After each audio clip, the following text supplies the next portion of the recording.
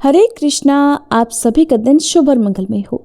इससे पहले की कथा सुनने के लिए और अपना प्यार देने के लिए आप सभी का बहुत बहुत धन्यवाद। आज का अध्याय प्रारंभ करने से पहले आपको सुनाते हैं शालिग्राम भगवान की कहानी। आप सभी श्रद्धा और विश्वास के साथ इस कहानी को पूरा जरूर सुनिएगा। किसी गांव में एक बुढ़िया माँ थी। उन्होंने शालिग्राम जी की सेवा का संकल्प लिया हुआ था और वह प्रतिदिन नियम से शालिग्राम भगवान की सेवा किया करती थी। कार्तिक मास में एक बार वह गंगा स्नान का विचार कर अपनी पड़ोसन से कहने लगी, बहन, मैं गंगा जी स्नान करने जा रही हूँ, तुम मेरे शालिग्राम जी को रख लो और जब तक मैं नहीं आऊं तब तक उनकी सेवा कर देना। पड़ोसन ने जब ये सुना तो उसे बड़ी प्रसन्नता हुई कि उसे भगवान शालिग्राम जी की सेवा पूजा का शुभ अवसर मिल रहा है। इसलिए उसने हाँ तो भर दी, लेकिन थोड़ी देर के बाद वह चिंता में डूब गई और फिर कहने लगी, बहन, मैं शालिग्राम भगवान जी को रख तो लूंगी, लेकिन मुझे तो उनकी सेवा पूजा करना आती ही नहीं, तो भला मैं कैसे करूंगी। तब पड़ोसन की बात सुनकर बुढ़िया माँ उसे समझाते हुए कहने लगी कि इनको सुबह सवेरे उठा देना, नदी से लोटा भरकर पानी लाना, आते समय बगीचे से फूल और तुलसी भी लेते आना, भगवान को जल और कच्चे दूध से स्नान कराना, चंदन लगाकर पुष्प और तुलसी चढ़ाना, दूध का भोग लगाना और दोपहर को रसोई में जो भी बने उसका भोग लगा देना, शाम को दिया जलाना और रात को सोते समय शालिग्राम जी को भी सुला देना। बस ऐसे ही पूजा करनी है। इतना कहकर वह बुढ़िया माँ पड़ोसन को शालिग्राम जी देकर गंगा जी स्नान करने को चली गई। इधर अपने घर में शालिग्राम जी को पाकर पड़ोसन बहुत उत्साह में थी। पड़ोसन ने सब कुछ बुढ़िया माँ के कहे अनुसार किया। सवेरे उठते ही शालिग्राम भगवान जी को भी आवाज लगा दी कि भगवान उठ जाइए, सुबह हो गई। उसके बाद वह बड़ी खुशी खुशी नदी से लोटा भरकर जल ले आई। आते समय बगीचे से फूल और तुलसी भी लेती आई। भगवान को जल और कच्चे दूध से स्नान कराया, चंदन लगाकर फूल और तुलसी चढ़ाई। उसके बाद उसने दूध का भोग लगा दिया। फिर वह दोपहर का भोजन बनाने में लग गई। भोजन बनाकर उसने भगवान को भोग भी लगा दिया। भोग लगाते समय उसने देखा कि उसके द्वारा अर्पित किया गया दूध तो कटोरे में वैसा ही पड़ा है। उसने सोचा कि भोग लगाने का समय हो गया है तो भोग लगा देती हूँ, हो सकता है भगवान भोग के साथ ही दूध पीते हों। थोड़ी देर के बाद उसने फिर से जाकर देखा तो दूध और उसके द्वारा अर्पित किया गया भोग वैसे ही पड़ा हुआ था जैसा वो रख कर गई थी। तब वह भगवान से हाथ जोड़कर कहने लगी, भगवान, दूध भी पी लो और भोजन भी कर लो। अगर आप भोजन करेंगे और दूध पिएंगे तभी मैं भोजन कर पाऊंगी। इतना कहकर वह फिर से घर के कामकाज में लग गई। थोड़ी देर के बाद वापस आकर देखा कि भगवान ने तो दूध भी नहीं पिया और न ही भोजन किया। ये देखकर अब तो पड़ोसन चिंता करने लगी। फिर वह हाथ जोड़कर भगवान से कहने लगी, हे भगवान, आपकी मालकिन आएगी तो कहेगी कि तूने मेरे भगवान को दुबला कर दिया और अभी तो भगवान पूरा 1 महीना बाकी है और आज तो केवल पहला ही दिन हुआ है, आपने कुछ भी नहीं खाया पिया। अगर आप भोजन कर लो तभी तो मैं भी भोजन कर पाऊंगी। लेकिन भगवान ने ना तो दूध पिया और ना ही भोजन किया, करते भी कैसे। उधर वह पड़ोसन भी भूखी ही बैठी रही। बीच बीच में आकर वह देखती जाती कि भगवान ने भोजन किया कि नहीं किया, और जब देखती कि सब कुछ वैसा ही रखा हुआ है तो वह भगवान से जीमने के लिए प्रार्थना करने लगी। धीरे धीरे इसी तरह से शाम हो गई। भगवान शालिग्राम जी ने सोचा कि अब तो इसे दर्शन देने ही पड़ेंगे, नहीं तो ये बेचारी तो सारा दिन और सारी रात भूखी ही बैठी रहेगी। ऐसा सोचकर भगवान छोटा सा मोर मुकुट पीताम्बरधारी रूप धारण करके पाटे पर जाकर बैठ गए। दूध पी लिया और भोजन भी कर लिया। अब तो रोज ऐसे ही होने लगा। एक दिन भगवान ने पड़ोसन से कहा कि मैं गाय चरा लाऊं। तो पड़ोसन कहने लगी, अरे थोड़े ही दिन तो रहोगे, क्यों जाते हो। पर भगवान नहीं माने। हाथ में सोने की लाठी, कंधे पर हीरे मोती का जड़ा पीताम्बर डालकर चले गए गाय चराने। दिन भर गाय चराई और शाम को गोधूली बेला में गाय लेकर वापस भी आ गए।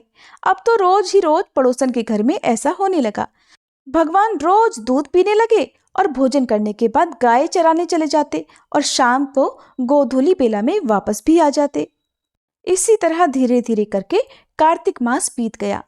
बुढ़िया माँ गंगा स्नान करके घर वापस आई। स्नान ध्यान से निबटकर सोचने लगी कि अपने शालिग्राम जी को तो ले आऊं। आकर वह पड़ोसन के घर गई। पड़ोसन से कहने लगी, बहन जरा मेरे शालिग्राम जी तो दे दो। तो पड़ोसन कहने लगी, माँ जी शालिग्राम जी तो शाम को आएंगे, तब ले जाना। अब तो बुढ़िया माँ शालिग्राम जी के लिए जिद करने लगी। बुढ़िया माँ ने सोचा शायद पड़ोसन के मन में उन्हें देने की इच्छा नहीं है। इसी बीच में उनके बीच में बहस होने लगी।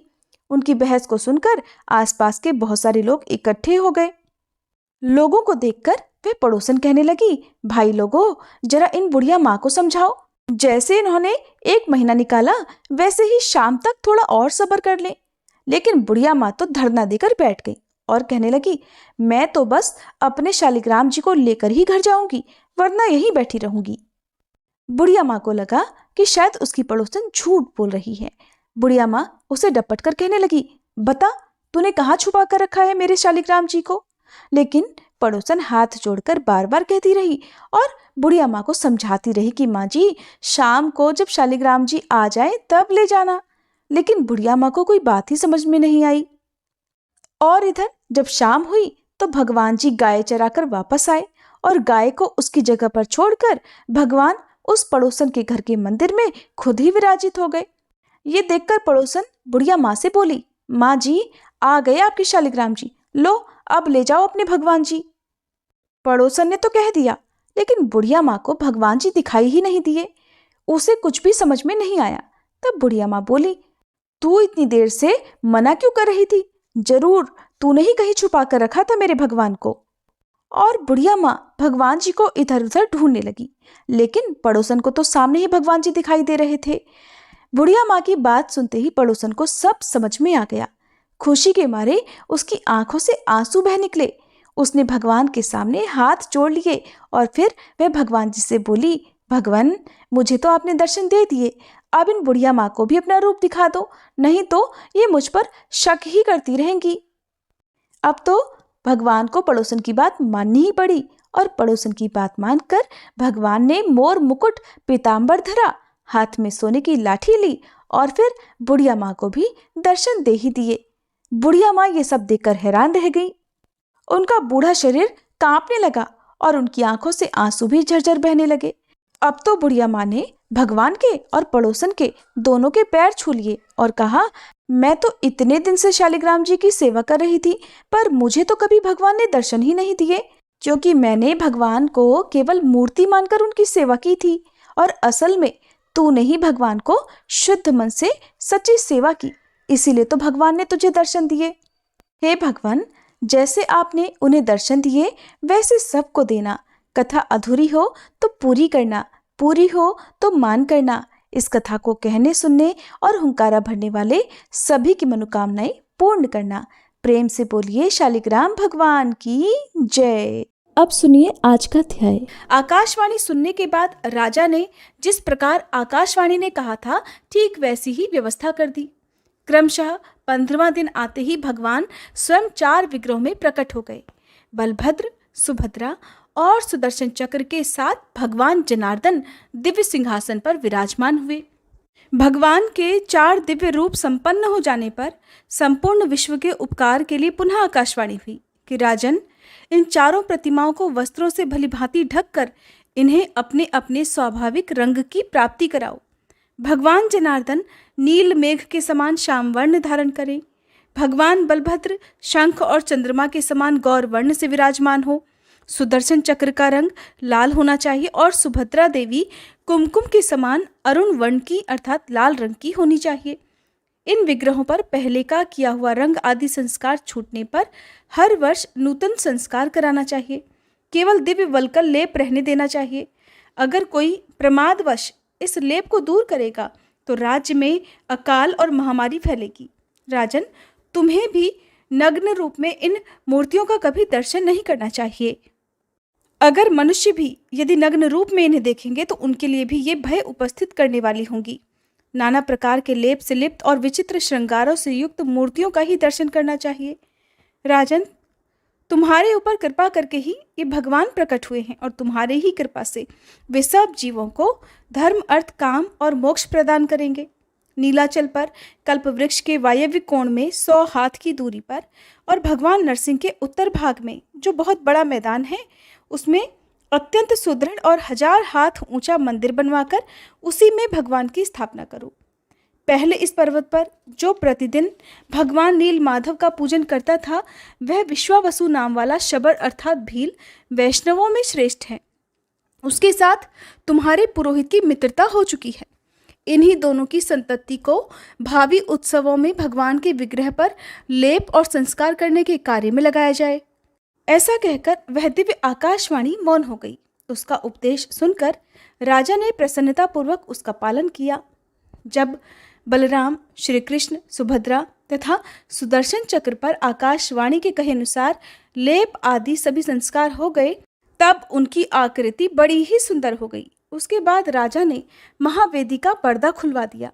फिर सबने रत्न सिंहासन पर विराजमान भगवान की झांकी की। वस्त्र और अलंकारों सहित उन भगवत विग्रहों का दर्शन करके राजा इंद्रद्युम्न आनंद के समुद्र में डूब गए और नेत्रों को कुछ कुछ बंद किए प्रेम के आंसू बहाते हुए हाथ जोड़कर खंभे के समान खड़े रहे। तब नारद जी ने राजा से कहा, हे राजन, कमल के समान नेत्रों वाले इन भगवान जगन्नाथ का दर्शन करो। ये भक्तों पर अनुग्रह करने के लिए संपूर्ण ज्ञान की निधि हैं। इन्हीं श्रीहरि को देखने के लिए योगी लोग मन को संयम में रखकर सदा प्रयत्न करते रहते हैं। वे ही भगवान विष्णु आज काष्ठमय शरीर में स्थित होकर तुम पर अनुग्रह करने के लिए प्रत्यक्ष हुए हैं। इन करुणा सागर भगवान की स्तुति करो। नारद जी के द्वारा इस प्रकार सचेत किए जाने पर राजा इंद्रद्युम्न ने करुणामय जगन्नाथ जी की स्तुति की कि हे दया सागर मुरारे, कहाँ तो ब्रह्मा, रुद्र तथा इंद्र के मुकुटों में मगन हुए आपके निर्मल युगल चरणारविंद और कहाँ मल, मूत्र, रक्त, मांस और हड्डियों से बना और चमड़े से ढका हुआ मुझ दीन का ये अधम शरीर। ईश, इस असार संसार में भटकते रहने के कारण मैं श्रम से व्याकुल हूँ। भला आपको मैं कैसे जानूं? देव, मैंने अपने कर्मों द्वारा सुख भोगने के लिए जिन विषय भोगों का संग्रह किया, वे ही परिणाम में मेरे लिए दुख रूप हो गए। इसलिए मेरे समान दुखी दूसरा कोई नहीं है। प्रभु, अगर मैंने पहले कभी मन से आपकी उपासना की होती तो दुख भोगने के लिए मुझे नाना प्रकार के जन्म क्यों प्राप्त होते? मुरारे, क्या आपके चरणारविंदों से दूर रहने का ही ये फल नहीं है? संपूर्ण पृथ्वी के धन से भरा हुआ मेरा खजाना, सेना, मन के अनुकूल सैकड़ों स्त्रियां और निष्कंटक राज्य, ये सब कुछ आपके तत्व ज्ञान से शून्य पशु के समान मुझ अधम के लिए बड़ा भारी भार हो रहा है। इसमें सदा कष्ट ही प्राप्त हुआ करता है। दीनों पर दया करने वाले हे प्रभु, आपके स्मरण करने मात्र से ही जीव की मुक्ति होती है। इस संसार में आपके सिवा मेरा कोई बंधु नहीं है। मेरी बुद्धि आपके चरणारविंदों से कभी अलग ना हो। आप सच्चिदानंदमय परिपूर्ण सिंधु हैं, जो सहस्त्रों जन्मों का भाग्योदय होने पर आपको पा गए हैं। वे क्या कभी लेश मात्र सुख और अनंत दुखों से भरे हुए विषय भोग रूपी इंद्रजाल की ओर आंख उठाकर देखते हैं? कहाँ तो जिसमें लेश मात्र सुख और अनंत दुखों की खान रूप सैकड़ों ग्रंथियां हैं, ऐसे कर्मों का अटूट बंधन, और कहाँ अनंत अनादि एक और आनंदप्रद आपके पवित्र चरणारविंद। सब पर स्वभावतः कृपा करने वाले हे प्रभु, मूलभूत आप परमेश्वर को न पाकर तुच्छ कार्य के लिए बहुत भटकने वाले क्लेश के ही भाजन रूप मुझ अत्यंत दीन की रक्षा कीजिए। संपूर्ण विश्व के एकमात्र वंदनीय विष्णुदेव, वेदांत वेद्य, अव्यय हे विश्वनाथ, आप ही समस्त पाप राशियों का नाश करने में समर्थ हैं। बलवानों में श्रेष्ठ हे बलभद्र, आपका विग्रह सहस्त्रों फनों से ढका हुआ है। आप ईश्वर हैं, मैं आपकी शरण में आया हूँ। संसार को आश्रय देने वाली तथा संपूर्ण देवताओं को उत्पन्न करने वाली मंगलमयी सुभद्रा जी के दोनों चरणों को मैं प्रणाम करता हूँ। हे नाथ, ये ब्रह्मांडों का समूह जिसकी किरणों के समुदाय से रचा गया है और जो दैत्यों की सेना का संहार करने वाला है, उस सुदर्शन चक्र के रूप में आपको मैं प्रणाम करता हूँ। इस प्रकार स्तुति करके श्रेष्ठ राजा इंद्रद्युम्न ने भगवान को साष्टांग प्रणाम किया और कहा, अनाथों के बंधु हे जगन्नाथ, संसार समुद्र में डूबे हुए मुझ दीन तथा दुख शोक से व्याकुल मनुष्य का आप कृपापूर्वक उद्धार करें। इसके बाद नारद जी ने कहा, अपार भवसागर से पार उतारने में तत्पर हे भगवान नारायण, आपकी जय हो, जय हो। सनक सनंदन और सनातन आदि श्रेष्ठ योगी आपके दिव्य तत्व का चिंतन करते रहते हैं। आप सर्वलोक स्वरूप, सब लोगों को सुख देने वाले, संपूर्ण विश्व के उपकारक तथा समस्त जगत के वंदनीय हैं। कोटि कोटि ब्रह्मा, रुद्र, इंद्र, मरुदगण, अश्विनी कुमार, साध्य तथा सिद्धगण आपके लीला विलास से उत्पन्न हैं। संपूर्ण देवता और दानव आपके चरणों में प्रणाम करते हैं। हे त्रिभुवन गुरु, आप किसी के भी पूर्णतया जानने में नहीं आते, आपको नमस्कार है। इसके बाद अन्य राजा, वेदों के पारंगत विद्वान, क्षत्रिय मुनि, ब्राह्मण, क्षत्रिय तथा विद्वान वैश्य जाति के लोगों ने भी वैदिक सूक्तों, स्तोत्रों, पौराणिक स्तुतियों और स्वरचित कविताओं से जैसे भी बन पड़ा उसी प्रकार बलभद्र सुभद्रा जी के साथ कमल नयन भगवान श्री कृष्ण की स्तुति की। इसके बाद राजा ने पुरोहित जी से भगवान वासुदेव की पूजा के लिए सामग्री इकट्ठा करने को कहा। फिर नारद जी के उपदेश से स्वयं राजा ने ही विधि और मंत्रोच्चारण के साथ क्रमशः उन सभी विग्रहों का पूजन किया। द्वादक्षर अर्थात ओम नमो भगवते वासुदेवाय मंत्र से बलभद्र जी की पूजा की। इसी मंत्र के द्वारा उपासना करके ध्रुव जी ने परम उत्तम स्थान प्राप्त किया है। पुरुष सूक्त से राजा ने यथाशक्ति भगवान नारायण की पूजा की। देवी सूक्त से सुभद्रा जी का और सुदर्शन संबंधिनी ऋचा से सुदर्शन चक्र का पूजन किया। इस प्रकार अपने वैभव के अनुसार भक्ति पूर्वक उन सब की पूजा करके भगवत प्रीति के लिए उन्होंने श्रेष्ठ ब्राह्मणों को दान दिया। इसके बाद राजा ने शुभ समय और शुभ नक्षत्र में नारद आदि श्रेष्ठ ब्राह्मणों की पूजा करके स्वस्ति वाचन कराया और जगन्नाथ जी का स्मरण करते हुए वास्तु पूजन पूर्वक शिल्पी जी का भी पूजन किया। भगवान विष्णु के उस काष्ठमय अवतार अर्थात लकड़ी के अवतार को देखकर कृतार्थ और पाप रहित हुए राजाओं को इंद्रद्युम्न ने बड़े आदर के साथ फिर विदा कर दिया। जय श्री कृष्णा। आज की कथा समाप्त हुई। अगले अध्याय में आप जानेंगे भगवान श्री ब्रह्मा जी के द्वारा भगवत विग्रहों का स्तवन और उनकी स्थापना किस प्रकार हुई, इस बारे में। उम्मीद है हर बार की तरह आज की ये कथा भी आपको पसंद आई होगी।